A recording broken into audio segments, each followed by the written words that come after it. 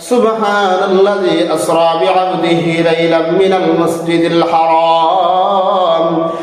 মাসজিদিল হারাম ইলাল মাসজিদিল আকসা আল্লাযী বারাকনা হাওলাহু লিনুরিয়াহু মিন আয়াতিনা ইন্নাহু হুয়াস সামিউল বাসীর।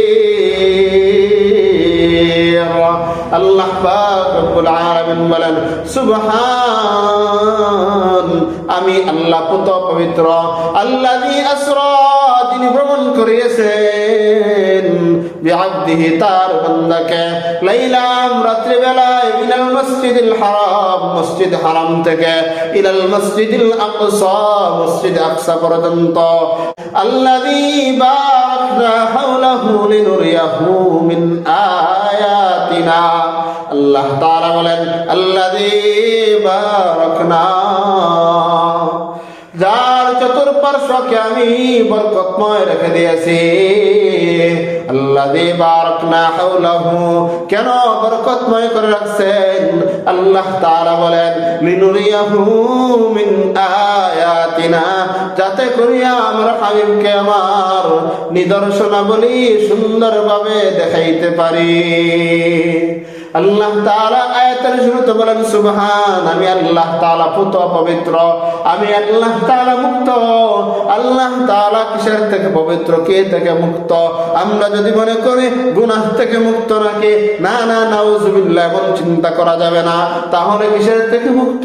আমার আল্লাহ, আমরা যেমন খাবার গ্রহণ করি, খাবার গ্রহণ করা থেকে মুক্ত।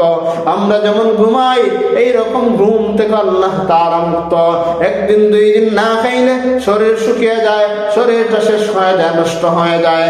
একদিন যদি না ঘুমাই, চোখ পুরো লাল টকবক হয়ে যায়। 2 দিন না ঘুমাইলাম, 3 দিন না ঘুমাইলাম, দেখবেন পাগলের মতো হয়ে যাইতেছে। অথচ আমার আল্লাহ বলেন, আমার কোনো ঘুম নাই, আমার কোনো তন্দ্রাও নাই। আল্লাহ তাআলা কুরআনুল কারীমের ভিতরে বলেন, লা তাখুযুহু সিনাতু ওয়ালা নাওম, আমি আল্লাহর কোনো ঘুম নাই, আমি আল্লাহর কোনো তন্দ্রাও নাই। ঘুম থেকে মুক্ত, তন্দ্রা থেকে মুক্ত, আমি সবগুলা থেকে মুক্ত। আমার কোনো কিছুর প্রয়োজন নাই, তোমাদের প্রয়োজন সব কিছুর, আমি আল্লাহ তাআলার কোনো কিছুর প্রয়োজন নাই। সব কিছু থেকে আমি আল্লাহ মুক্ত।